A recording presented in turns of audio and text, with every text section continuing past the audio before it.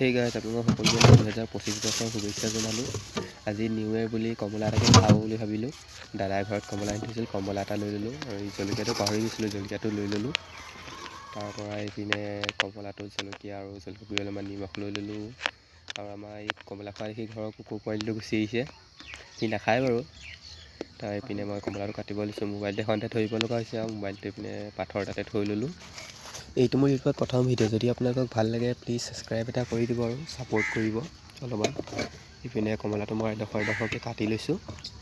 জলকীয়া দুটা লৈছিলোঁ আকৌ দেই, জলকীয়া ইমান নাখাওঁ, জলকীয়া আধা মানে দিছোঁ। ইপিনে জলকীয়া গুড়ি অলপমানো দি লৈছোঁ, নিমখ অলপমানো দি পিনে ভালকৈ কমলাখিনি সানি লৈছোঁ আৰু এইপিনে কমলাখিনি সনা হৈছেগৈ। কমলা কিন্তু খাবলৈ বৰ ধুনীয়া হ'ল দেই। আজি ৰ'দটো আপোনালোকে দেখিবলৈ পাইছে আৰু। থেংকছ ফৰ ৱাচিং মাই ভিডিঅ', ছাবস্ক্ৰাইব।